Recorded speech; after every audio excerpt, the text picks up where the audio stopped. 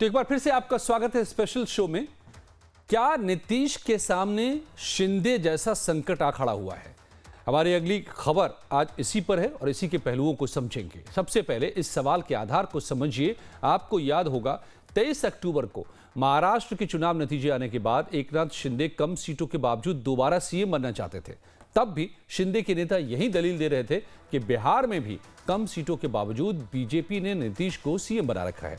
यानी शिंदे की शिवसेना महाराष्ट्र में बिहार का फॉर्मूला लगाने का तर्क दे रही थी।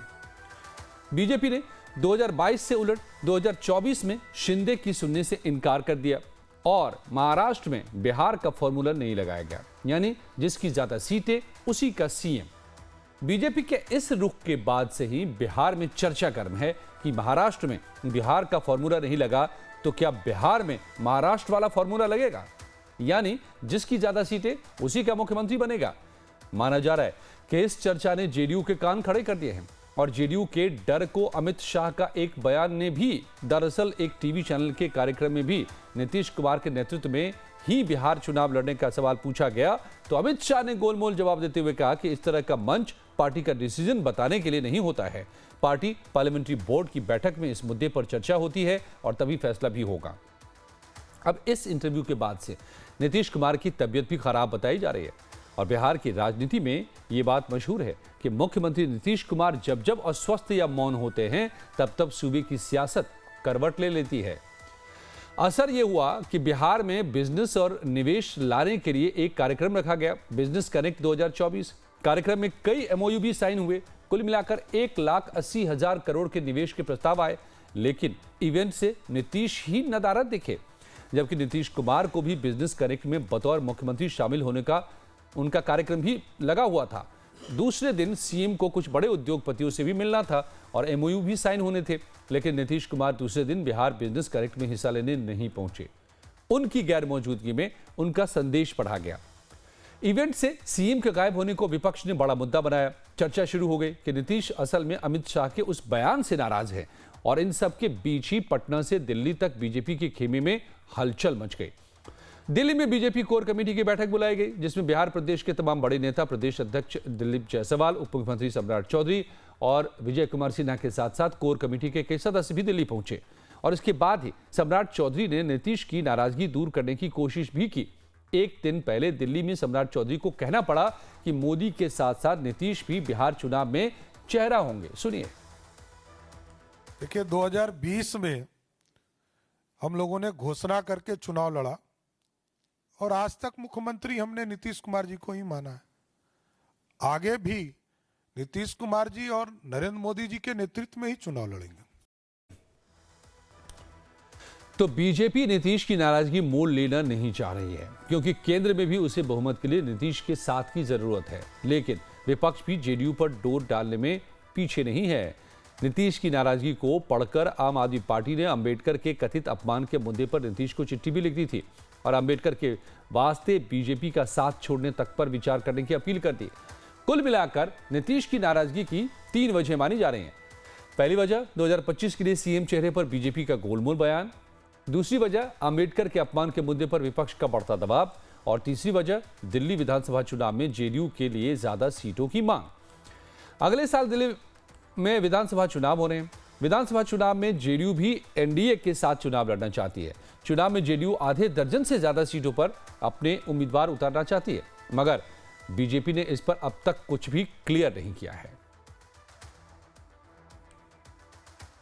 तो आप समझते हैं कि नीतीश कुमार की नाराजगी को लेकर इस पूरी कहानी में कितना दम है। क्या एक बार फिर नीतीश कुमार, जो सबसे बड़ा और लाख टके का सवाल खड़ा हो जाता है हर बार जब जब नीतीश की नाराजगी की बात आती है, कि क्या कहीं वो पलटी तो नहीं मार देंगे? आइए समझते हैं। 2 खास मेहमान हैं। न्योरा यादव हैं, जेडीयू के प्रवक्ता मेरे साथ, और सारिका पासवान, आरजेडी की प्रवक्ता मेरे साथ हैं। और सारिका जी, आपसे शुरुआत करते हैं। क्या फिर से एक बार चाचा जी भतीजे के साथ आएंगे? नहीं, देखिए, चाचा जी भतीजा के साथ आएंगे या नहीं आएंगे वो तो महत्वपूर्ण नहीं है, लेकिन महत्वपूर्ण है कि बिहार जो पिछले 18 सालों से एनडीए की सरकार है, जिसमें भारतीय जनता पार्टी और जनता दल यूनाइटेड की मिलीजुली सरकार जो बिहार में राज कर रही है, और जो 17-18 साल के शासन काल में बिहार की जो स्थिति बनी है, मुझे लगता है कि बिहार की जनता बदलाव चाह रही है। अब जिस तरीके से लगातार हम घटनाएं देख रहे हैं, हम बार बार कह रहे थे कि भारतीय जनता पार्टी जो है वो संविधान को मानने वाली नहीं है, वो दलितों से नफरत करती है, आरक्षण को समाप्त कर देना चाहती है, बिहार को विशेष राज्य के पैकेज देने पे भी केंद्र सरकार ने हमेशा खामोशी बरकरार रखी। जाति आधारित गणना जब हो रही थी बिहार में, तब माननीय मुख्यमंत्री जी हमारे साथ थे और उनकी सहमति और उनकी सहभागिता भी थी उस जाति आधारित गणना में। लेकिन जब हमारे साथ थे तो वो जाति आधारित गणना के समर्थन में भी थे और वो चाह भी रहे थे कि इसे नवी अनुसूची में डाल करके इसे सिक्योर किया जा सके। लेकिन जैसे ही वो उन्होंने भारतीय जनता पार्टी के साथ गठबंधन कर ली, तो वो वापस से, चाहे वो बिहार के लिए विशेष राज्य का दर्जा का मांग हो या जाति आधारित गणना को नवी अनुसूची में डालने की बात हो या रोजगार जैसे मसले पे, वो चुप हो गए। तो सारिका जी, तो इसीलिए मेरा सवाल था कि अभी अभी आम आदमी पार्टी के संयोजक जो कि इंडिया ब्लॉक के हिस्से हैं, आप लोग साथ साथ एक दूसरे को सपोर्ट करते हैं, साथ देते हैं, उन्होंने भी, अरविंद केजरीवाल ने भी चिट्ठी लिखी नीतीश जी से और कहा कि इंडिया ब्लॉक में फिर से आ जाइए, मतलब आपके साथ, यानी चाचा भतीजा। इसलिए मेरा सवाल फिर से वही घूम कर जाता है कि आप भी जो बातें कह रहे हैं, जो अरविंद केजरीवाल साहब ने चिट्ठी में लिखी और जो बातें नाराजगी की आ रही है, सारी बातें एक लाइन में दिखाई दे रही है। अजय जी, एक बहुत बड़ा मसला अभी पूरे देश में है। इस तरीके से अमित शाह जी ने सदन के अंदर बाबा साहेब भीमराव अंबेडकर के नाम को लेकर के उन्होंने मखौल उड़ाया और उन्होंने ये कहा कि आजकल फैशन हो गया है बाबा साहेब भीमराव अंबेडकर को। चलिए, वो मुद्दा नहीं है हमारे पास इस वक्त। मुद्दा ये है कि क्या एक बार फिर से किसी भी तरीके की ये संभावना आप बनती दिखाई दे रही है, आरजेडी इस संभावना पर काम कर रही है कि एक बार फिर से साथ आ सकते हैं महागठबंधन में? बात विचारधारा की है, बात संविधान की है, जब बात देश की है, तो जब एक तरफ जब भारत का संविधान हो, भारत हो, देश की अखंडता हो, सौहार्द हो, और दूसरी तरफ ऐसे लोग खड़े हैं जो हमेशा ही भारत की अखंडता को और सौहार्द को समाप्त कर देना चाहते हैं, जो सीधे के सीधे प्रहार जो है संविधान को कर रहे हैं, बाबा साहेब भीमराव अंबेडकर को कर रहे हैं, तो अब तो निर्णय माननीय मुख्यमंत्री जी को लेना है कि वो किसके साथ खड़े होना चाहते हैं। और ऐसे में हम तो याद दिला रहे हैं, क्योंकि नीतीश कुमार जी भी उसी समाजवादी विचारधारा से आते हैं, और क्या उनकी मजबूरी और व्यवस्था है कि वो ऐसे लोगों के साथ समर्थन दे रहे हैं, खड़े हैं। तो निश्चित रूप से हमारा तो फर्ज बनता है कि हम तमाम लोगों को जगाएं, और अगर माननीय मुख्यमंत्री जी को भी अगर हमारे you gave the message. Sarika ji, आप बने रहिए। अब मैं निहोरा जी के पास जाता हूं और उनसे भी समझ लेता हूं उनका पूरा पक्ष, जैसे आपसे समझा था। निहोरा जी, तो नीतीश जी बीमार हैं या फिर नीतीश जी पाला बदलने वाले हैं? सवाल ये उठ रहे हैं। आप नहीं, जो कयास पूरे देश में लगाए जा रहे हैं वो बिल्कुल ही गलत है। एनडीए मजबूती के साथ 2025 का चुनाव लड़ेगा। जहां तक बिजनेस कनेक्ट में शामिल होने का प्रश्न उठता है, तो ये तो बैठक मुख्यमंत्री जी ने ही बुलाया था। अब अगर मुख्यमंत्री जी के सहमति से बिजनेस कनेक्ट हो ही नहीं सकता है, लेकिन वो वहां पहुंचे नहीं, उनका कार्यक्रम भी लगा था। तबीयत खराब हो गई, इसी बीच उनकी तबीयत खराब हो गई तो नहीं पहुंचे। दूसरे दिन जाना चाहते थे और लगा था कि तबीयत ठीक हो जाएगा, लेकिन नहीं ठीक हुआ तो दूसरे दिन भी नहीं जा सके। इसके चलते अगर कोई चर्चा हो रही है तो मुझको लगता है कि ये मौजू नहीं है। अगर अस्वस्थी है तो बैठक में कैसे जाते, इसलिए कयास नहीं लगाया जाए। मैं इतना कहता हूँ, अब कैसी तबीयत है कि नीतीश कुमार जदयू नहीं, अब तो तबीयत ठीक हो गया, तब न गए यात्रा में, प्रगति यात्रा में तब न निकले। इतना मैं जरूर कहूंगा कि एनडीए गठबंधन मजबूत है और 2025 में इस गठबंधन के तहत आदरणीय नीतीश कुमार जी के नेतृत्व में चुनाव लड़े जाएंगे और 225 सीट लाएंगे हम लोग। और अगर ऐसा नहीं हो पाया तो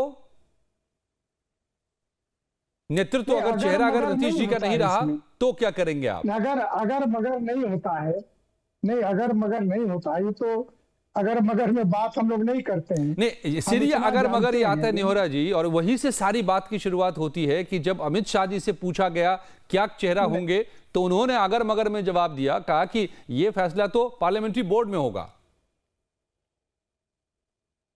नहीं, पार्लियामेंट्री बोर्ड उनका पार्टी का ना होगा, एनडीए का तो नहीं ना पार्लियामेंट्री बोर्ड है। एनडीए का जो घटक दल है, वो घटक दल सारे लोग कह रहे हैं बिहार में कि नीतीश कुमार जी के नेतृत्व में हम 2025 का चुनाव लड़ेंगे। तो वो अपना भारतीय जनता पार्टी का पार्लियामेंट्री बोर्ड से जी। हम तो गाइड नहीं होते हैं, हम तो गाइड होंगे एनडीए से। एनडीए के तमाम लोग बोल रहे हैं कि नीतीश कुमार के नेतृत्व में चुनाव लड़े जाएंगे। और मैं जानता हूं, इतना दावे के साथ कहता हूं जी कि बगैर नीतीश कुमार इतने अभी भी मजबूत हैं। जो लोकसभा चुनाव में आपने देखा, बगैर नीतीश कुमार के कोई भी सपना देख ले संभव नहीं है। तो मतलब बीजेपी के लिए यह सपना होगा कि बिना आपके वो बिहार में सरकार बना ले, ये मुमकिन नहीं है। नहीं, आप वैसे नहीं, बीजेपी की बात नहीं मैं कर रहा हूँ। कोई भी अगर ये सोचते और किसकी क्या तो क्या आप आरजेडी की बात कर रहे हैं कि आरजेडी के साथ मिलकर भी आप चुनाव लड़ सकते हैं जैसे और सरकार बना सकते हैं, क्या ये कह रहे हैं? नहीं, आरजेडी तो लपलपाया हुआ रहता ही है। हाँ, लेकिन आरजेडी हम लोगों का थोड़ा संदेश आया है कोई निहोरा जी? अगर आरजेडी के इंडिया आए, कोई न्योता आया है फिर से तेजस्वी जी से या न्योता लालू जी क्यों से? आएगा हमारे पास? तो इंडिया गठबंधन में हम इंडिया गठबंधन में न्योता क्यों आएगा?